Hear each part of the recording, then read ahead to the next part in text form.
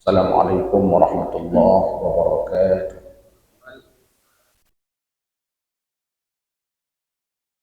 Alhamdulillah, alhamdulillahilladzi asra bi'abdihi laylan minal masjidil haram ilal masjidil aqsa alladzi barakna hawlahu linuriyahu min ayatina innahu huwas sami'ul basir. Allahumma salli ala sayyidina Muhammad wa ala alihi wa sahbihi wa mawalah. La hawla wa la quwwata illa billah. Allahumma subhanaka la ilma lana illa ma 'allamtana innaka antal alimul hakim. Rabbana zidna ilma warzuqna fahma. Rabbi shrah li sadri wa yassir li amri wahlul 'uqdatam min lisani yafqahu qawli bi rahmatika ya arhamar rahimin.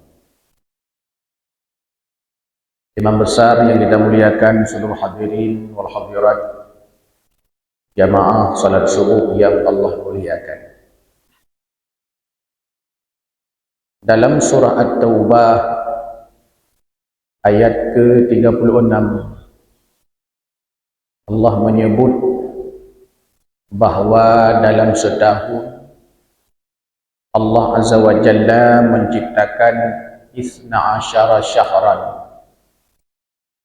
Allah menciptakan 12 bulan.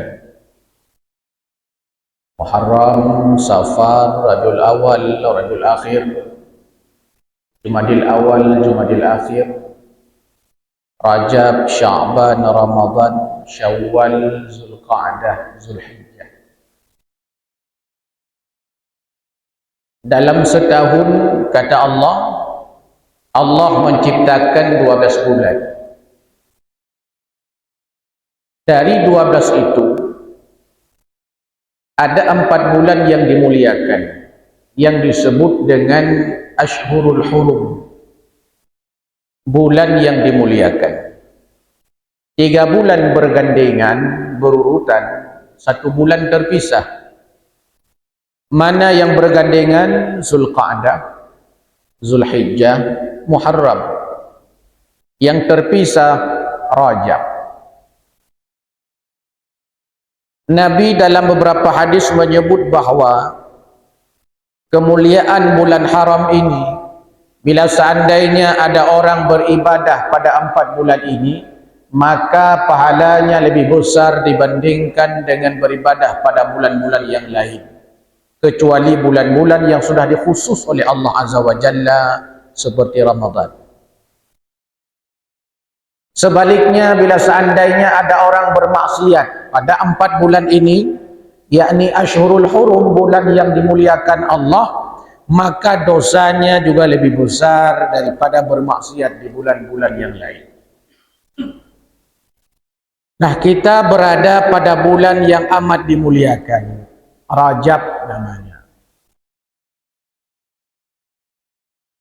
Salah satu sebab di antara sebab-sebab kemuliaan Rajab ini, karena pada bulan ini ada peristiwa maha dahsyat. Sebagai ulang kaji dan review ulang terhadap ilmu yang sudah kita punya, kita sebut dengan nama Isra Mi'raj. Pertanyaannya, kenapa Isra Mi'raj itu luar biasa? Kenapa Isra Mi'raj itu maha dahsyat? Apa alasannya? Apa indikatornya yang menyebabkan Isra Mi'raj ini luar biasa? Apa indikatornya yang menyebabkan bahwa Isra Mi'raj ini sesuatu yang maha dahsyat? Di antara alasan-alasannya adalah, pertama, Isra Mi'raj ini adalah perjalanan yang amat jauh, akan tetapi ditempuh dengan super singkat. Ini luar biasa. Kalau kita berangkat dari Panggoi ke Medan atau ke Banda Aceh butuh waktu 6 jam, Itu biasa. Kenapa biasa? Karena naik gogok.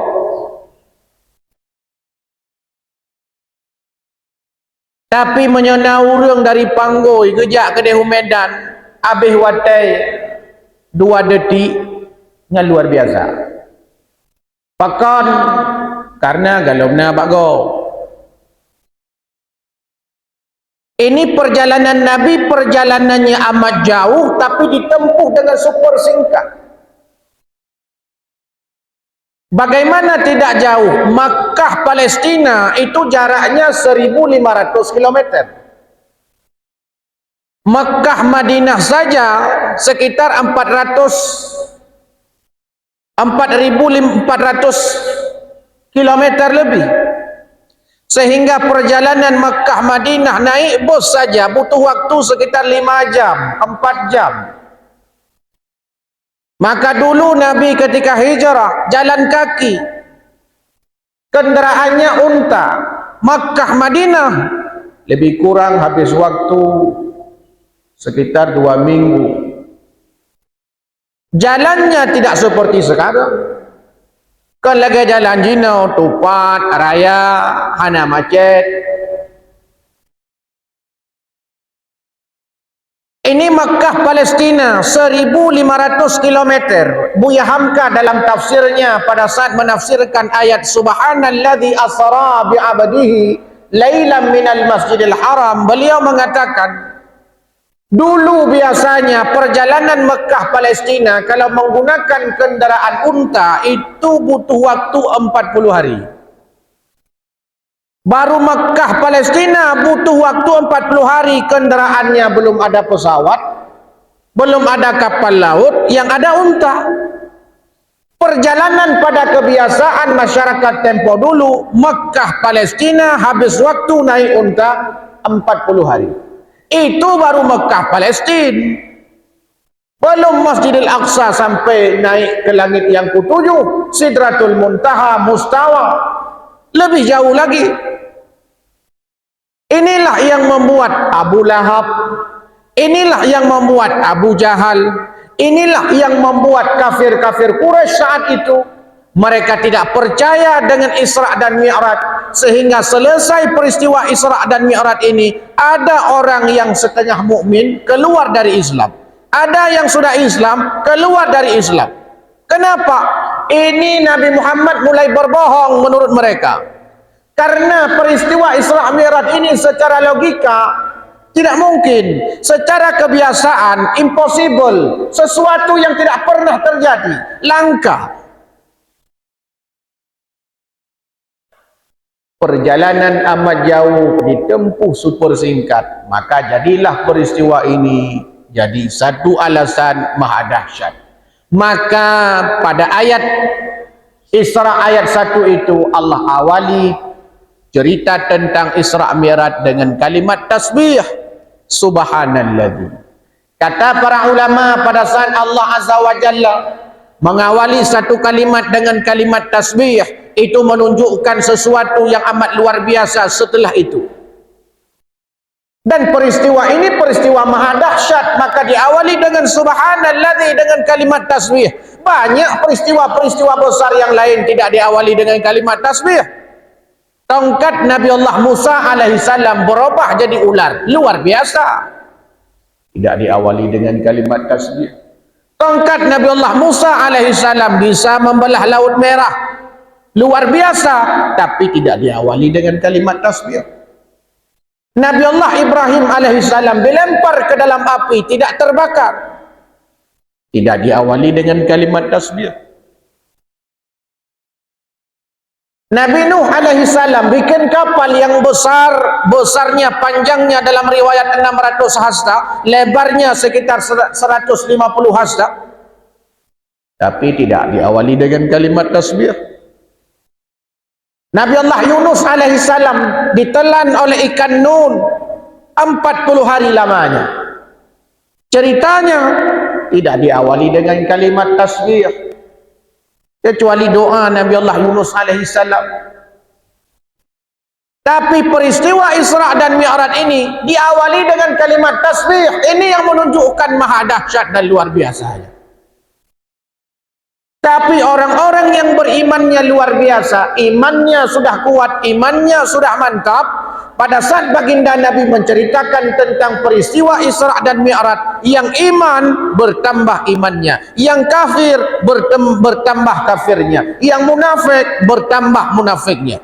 Abu Bakar As-Siddiq radhiyallahu anhu pada saat diceritakan peristiwa Isra dan Mi'raj, beliau mengatakan, kalau itu datangnya dari Muhammad, aku percaya. Maka digelarilah dengan As-Siddiq, orang yang membenarkan. Dahsyat pertama. Perjalanan jauh ditempuh dengan singkat, itu luar biasa. Alasan kedua, kenapa Isra Mi'raj itu luar biasa? Karena perjalanannya di malam hari. Banyak orang bertanya, kenapa Isra Mi'raj itu bukan siang hari? Kenapa mesti malam? Karena kalimatnya laila. Subhanalladzi asra bi'abdihi laila, malam. Kenapa bukan naharan? Kenapa bukan siang? Kenapa malam? Rupanya kalau seandainya kita buka kamus, laila itu bukan hanya lawan daripada siang. Makna Laila, arti Laila bukan hanya sekedar makna atau lawan daripada siang, bukan. Tapi Laila itu juga bermakna sunyi. Laila, malam itu bermakna khusyuk. Malam itu bermakna hening. Malam itu bermakna syahdu. Kenapa mesti malam? Karena mulia malam itu. Salah satu tempat yang mulia itu malam. Maka berapa banyak ibadah yang Allah perintahkan pada malam hari. Salat maghrib malam, salat isya malam, salat witir malam, tahajud malam, salat fajar malam, salat subuh malam, salat witir malam, salat malam malam. Malam ini dijadikan Allah dalam Al-Quran sebagai tempat untuk istirahat. Waj'alna al-laila libasa, kata Allah. Waj'alna an-nahara ma'asha. Allah jadikan siang sebagai tempat untuk mencari mata pencaharian, mencari uang, mencari nafkah. Kapan? Siang. Siang hari itu dijadikan oleh Allah sebagai tempat bekerja. Siang. Waj'alna an-nahara ma'asha, kata Quran dalam surah An-Naba. Siang dijadikan sebagai tempat untuk mencari uang, mencari nafkah, mencari biaya hidup. Siang. Malam, waja'al laila. Malam ini dijadikan oleh Allah Subhanahu wa taala sebagai tempat istirahat. Sehingga dalam kitab-kitab tasawuf disebutkan, malam itu sebenarnya tempat istirahat, tapi ada orang tidak istirahat waktu malam. Dia beribadah kepada Allah Subhanahu wa taala. Ini orang mulia ini. Padahal malam itu didesain untuk istirahat. Ada orang malam tidak istirahat, dia beribadah kepada Allah Subhanahu wa taala. Mulia sepertiga malam. Imam Ghazali dalam kitab Ihya-nya dinukil oleh Imam Nawawi dalam Al-Azkarnya, salah satu tempat mustajabah doa, di mana pada saat itu kalau seandainya kita berdoa kepada Allah, Allah kabulkan doa itu. Kapan? Fi thuluthil laili, sepertiga malam. Bukan sepertiga siang. Sepertiga malam. Maka mulia malam itu. Bahkan orang-orang yang menghidupkan malam, kata Allah, salah satunya dengan tahajud. Apa janji Allah? Allah akan tempatkan ia pada tempat yang mulia, maqamam mahmuda, satu tempat yang terpuji, satu makam yang amat mulia diberikan kepada orang tersebut, orang yang mau menghidupkan malam. Berarti malam ini punya kekuatan luar biasa. Kalau mau kita hidupkan malam, bahkan Allah mencurahkan rahmatnya, pada sepertiga malam. Beruntung kita yang sering menghidupkan malam dengan ibadah kepada Allah Subhanahu wa ta'ala. 3. Alasan kenapa Isra Mi'raj itu maha dahsyat, karena perjalanannya menggunakan ruh dan jasad. Abdun, ruh dan jasad. Kalau perjalanan dengan ruh saja, biasa aja. Kalau perjalanannya dengan jasad tanpa ruh, biasa saja. Tapi ini masalahnya, perjalanannya ruh dan jasad begitu cepat perjalanannya. Berangkat ba'da Isya dari Masjidil Haram, sebelum subuh sudah sampai lagi ke Masjidil Haram. Badan Rasulullah tidak rusak, pakaiannya tidak rusak, bajunya tidak robek. Ini luar biasa ini. Kenapa luar biasa? Karena perjalanan begini, ini kan sesuatu yang luar biasa. Coba kita bawa motor 3 gah menuju tatakat aju pertuh 50 km per jam. Kibahi ni. Bibi ke leno dulu. Ulikut kena gitu. Tapi ini kan perjalanannya cepat. Cepat perjalanannya luar biasa. Tapi tidak rusak badannya. Nya luar biasa. Menyena urung pegah pane luar biasa. Nyenggotnya ni hana luar biasa. Gimana cara hana luar biasa gitu? Perjalanan yang luar biasa. Alasan keempat, perjalanan Isra Mi'raj ini linuriyahu min ayatina, melihat tanda-tanda kebesaran Allah. Berjumpa Nabi sallallahu alaihi wasallam dengan ruh para nabi, ruh Nabi Allah Adam alaihi salam, ruh Nabi Allah Harun alaihi salam, ruh Nabi Allah Musa alaihi salam, ruh Nabi Allah Ibrahim alaihi salam, ruh Nabi Allah Isa alaihi salam. Berjumpa dengan ruh para nabi. Ini kan sesuatu yang luar biasa. Luar biasa ya. Kemudian Nabi diperlihatkan surga, diperlihatkan neraka. Itu kan sesuatu yang luar biasa aja kalau neraka.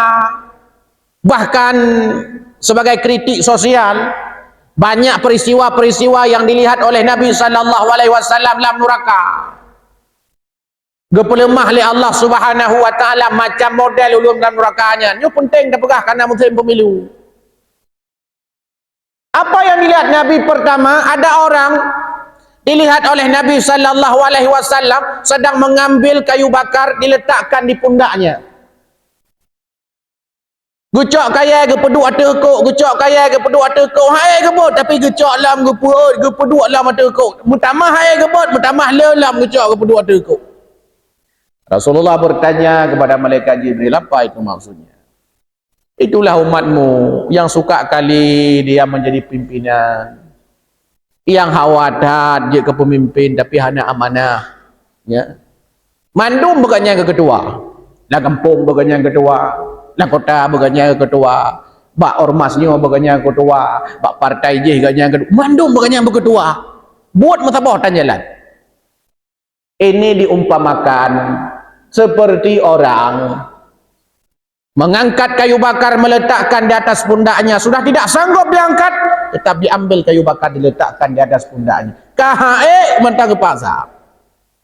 Ino benaru tanyo takoji benaru tanyo la panitianya benar tanyo panitia ji benar tanyo. Kontek kerja tanyonya.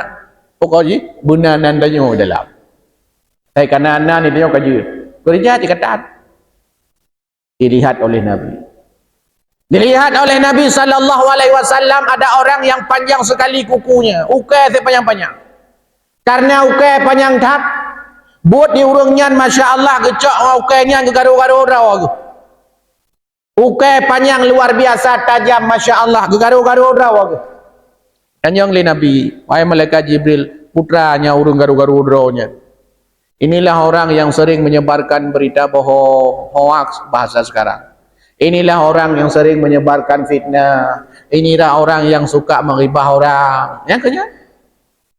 Nah, sudah datang musimnya ini. Kadro, gop mandu hana pah, yang pah tanyo, gop mandu hana butuh, yang butuh tanyo. Nyan singa hurau dudau ke kala le Nabi sallallahu alaihi wasallam panyau kai but garu-garu dau. Kitanya na tagalan makhluk Allah yang garu-garu dau itu lawah ini. Tapi ukah na panjang tak, panjang tak ukah masya-Allah.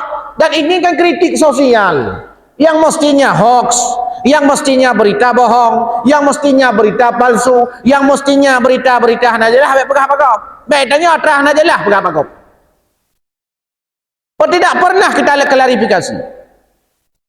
Ulam soal-soal yang menyangkut dengan pemimpin-pemimpin kadang mentaturi hana.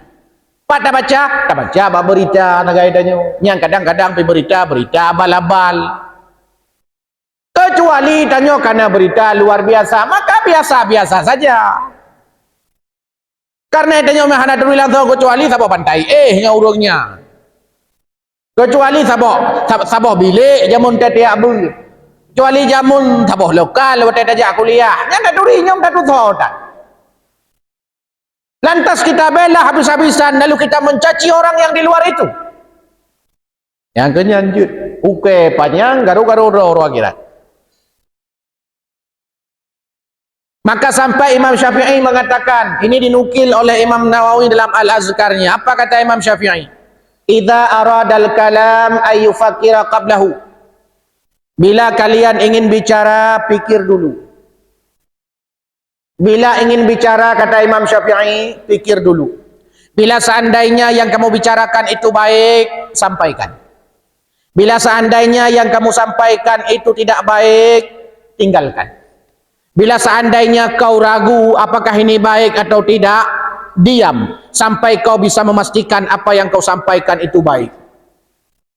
Ragu teman-teman nyo habanyo god puhana, habanyo sakit hati god puhana. Ragu teman-teman hak bi pegah sampai karena jaminan haba god yang tak pegah. Ulam ya hana ragu.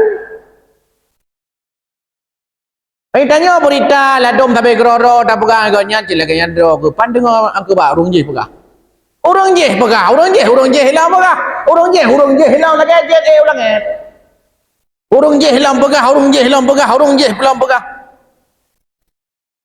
Padahal agama kita ini luar biasa secara referensi. Hadis, sanad sampai teroba Nabi.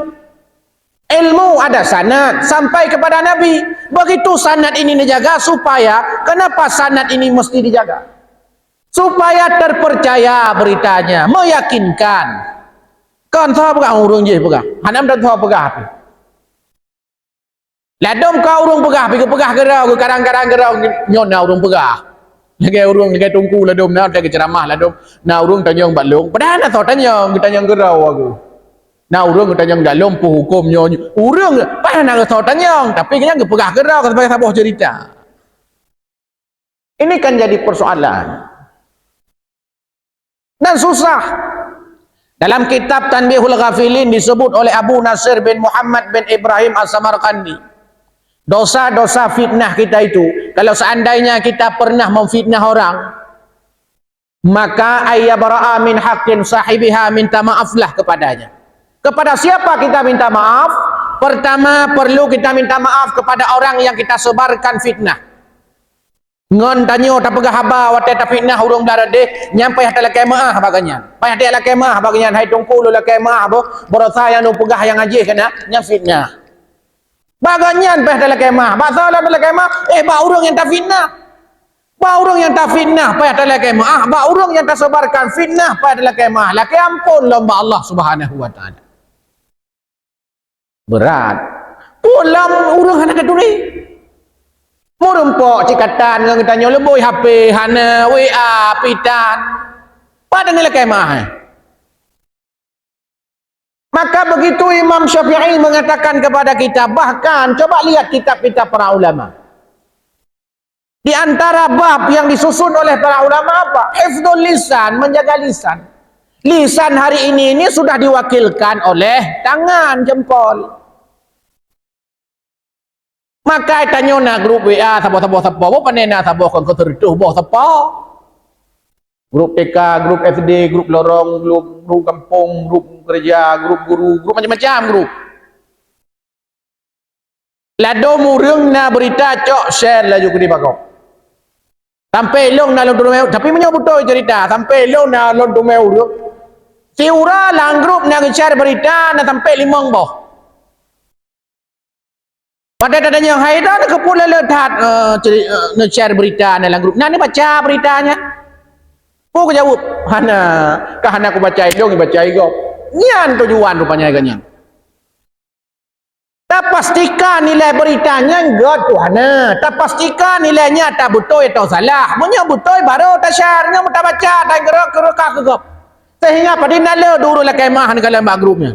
La kemah, umah la kemah nak sengaja benda aku fikir tragot. Kalau kemah, pakah nak baca.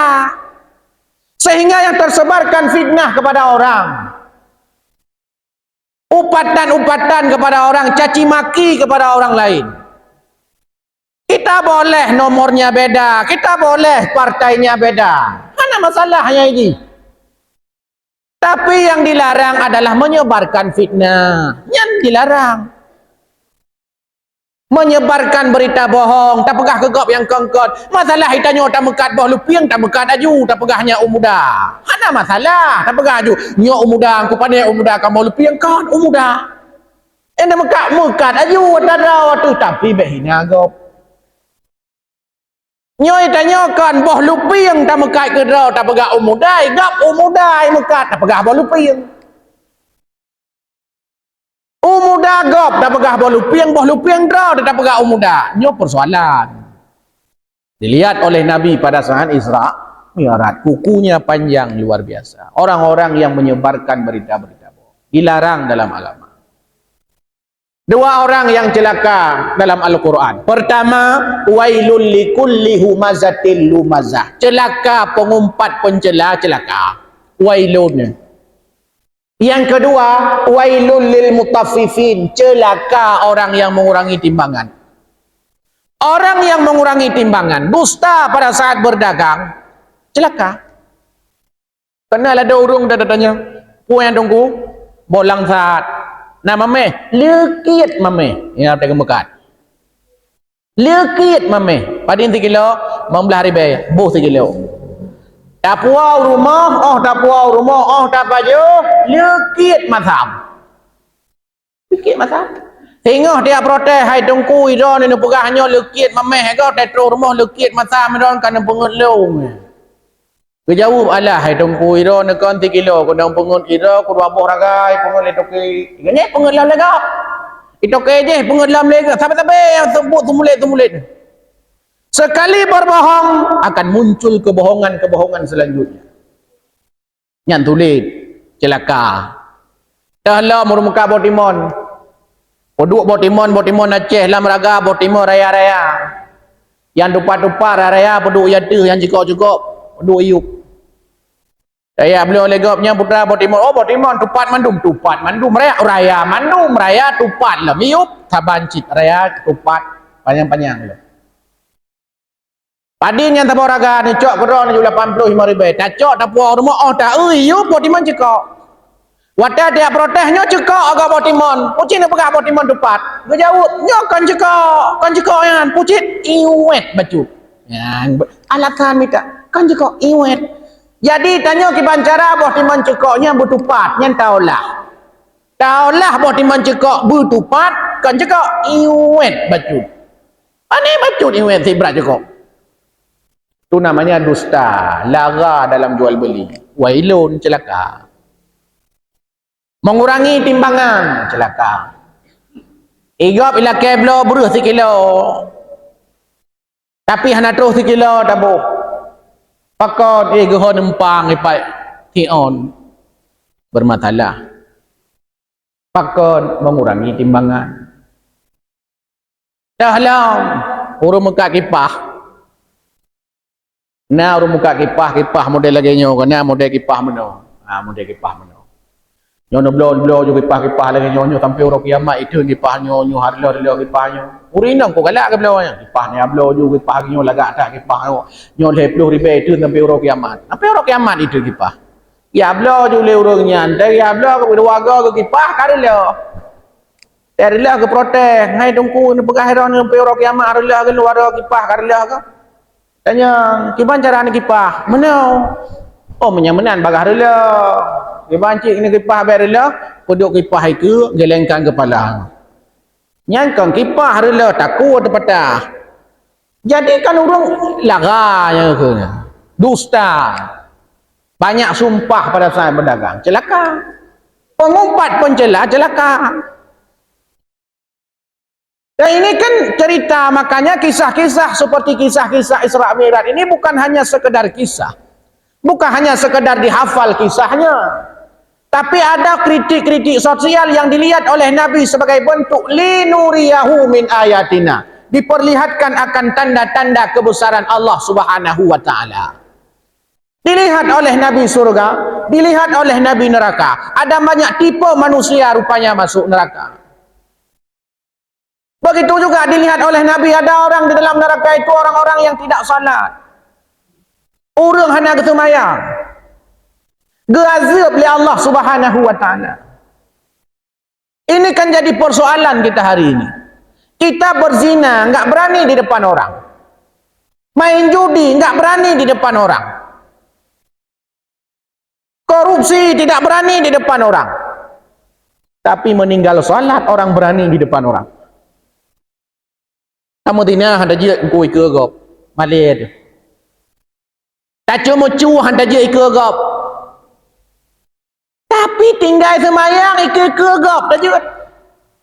Kadang lala rumah tu na ladom laka semayang perumah dan semayang ladom perumah semayang laka dan semayang ladom laka perumah semayang anak dan semayang.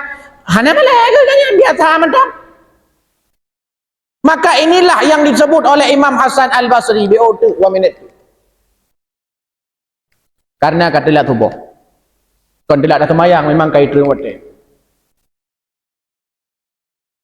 Maka semua dosa yang kita lakukan bau dosa itu. Jadi benar dosa yang tak puputnya mubah khep sebenarnya. Dosa tanyonya sebenarnya khep. Upat khep. Fitnah khep, bejihnya khep. Ubena maksiat yang tak puput sebenarnya khep bejih. Mubah. Sehingga tabahura Imam Hasan Al-Basri gundang urung pajuh makanan kauri rumah. Sehingga waktu peduk kauri ku, dia urung nuk pajuh kaurinya tidak ke pajuh kauri ke mupat. Waktu ke mupat mubai, waktu mubai tamang laidong Imam Hasan Al-Basri ke pegah le Imam Hasan Al-Basri hai. Gata kena londang yu pajuh bu ka yu pajuh bangke. Kepo dah pajuh bangke. Oh, kamu hana pajuh bangke, ku hana tengah tamu upat kan buat pajuh bangke, mubal. Dia pegah le Imam Hasan Al-Basri. Kenapa orangnya pakan orangnya le hana mubal le batanya? Karena hidung hana pahle, hidung kita ini tidak lagi sensitif, hana le steril. Ubu upatnya king kepada haji, cuma karena hidung tanya hana steril, tidak lagi sensitif terhadap dosa, biasa mentong. Yang perusih lagi urung tamong lang kama tanya, bak tanya kama tanyonya cukup banget be, bak tanya. Tapi nangon tiga gay jak rumah tanya hilup lang kama tanya, yang keji yang tu baik yang kama tanya, pakon antoi tamong kena lang kama, tidak pernah masuk ke dalam kamar. Makanya orang sering mengatakan petugas kamar mayat biasanya jarang senyum. Kenapa petugas kamar mayat jarang senyum? Karena ngan manyet, ngan tabaik manjar ada senyum. Punya berat ada senyum, piya ada kau senyum balik. Ibalah senyum le manyetnya, sampai ada bit. Karena dia biasa tidak senyum, keluar lapangan, enggak senyum juga. Karena memang sudah dibentuk oleh lingkungan seperti itu. Itulah pentingnya kebiasaan. Kenapa biasa saja orang tidak salat di depan kita? Biasa mentang pekot. Karena salah satu sebabnya hati kita ini sudah kotor sehingga melihat kemaksiatan itu biasa saja. Orang kalau sudah melihat kemaksiatan biasa-biasa saja, itu tanda hatinya kotor. Kenapa hatinya kotor? Karena sudah terbiasa melihat maksiat. Contoh tanya tinggal ya ceh, kajak umedan tegogo, oh tak urung hana pakai jilbab, yang susah ada gede. Pakon kabiasa tak urino urung pakai jilbab mandum. Tapi cina duk medan 5 tahun. Tak tahu kena. Tak bide. Aneh-aneh le orang hana pakai jilbab. Pakon kabiasa. Orang hana semayang menancik kabiasa. Orang puput maksiat menancik kabiasa. Wate kabiasa.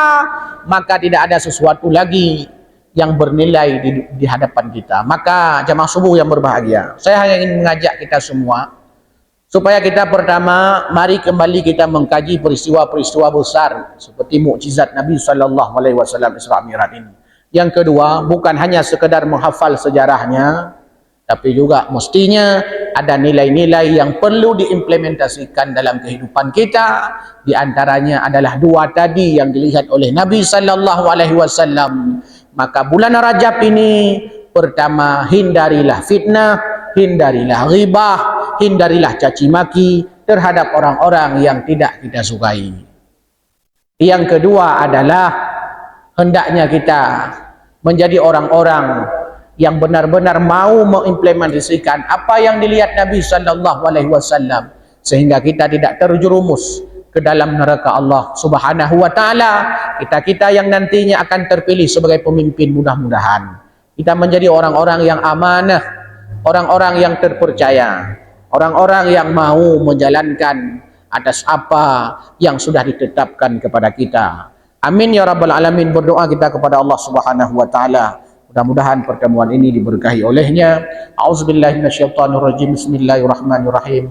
Alhamdulillahi rabbil alamin hamdan yuwafi ni'amahu wa yukafi'u mazidah. Ya Rabbana lakal hamdu kama yanbaghi li jalali wajhikal karim wa 'azimi sultanik. Allahumma shalli ala sayidina Muhammad wa ala alihi wa sahbihi ajma'in. Allahumma ighfir lana dhunubana wa liwalidayna warhamhuma kama rabbayana shaghira. ولجدنا ولجداتنا ولأستاذنا ولأستاذاتنا ولمشايخنا ولجميع المسلمين والمسلمات والمؤمنين والمؤمنات الأحياء منهم والأموات إنك على كل شيء قدير. اللهم إنا نسألك رضاك والجنة ونعوذ بك من سخطك والنار.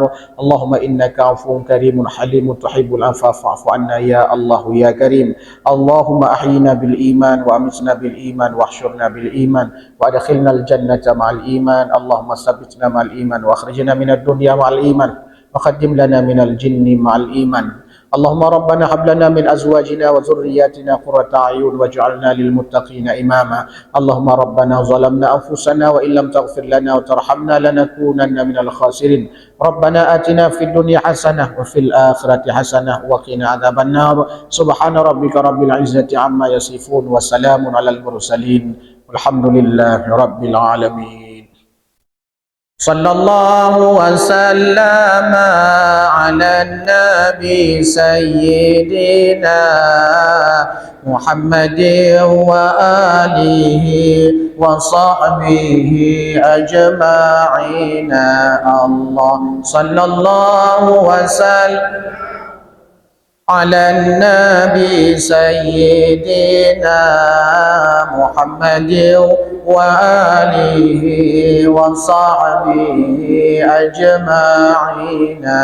الله صلى الله وسلم على النبي سيدنا محمد وآله وصحبه أجمعين. Amin ya rabbal alamin. Inilah yang dapat sampaikan, lebih kurang mohon maaf. Assalamualaikum warahmatullahi wabarakatuh.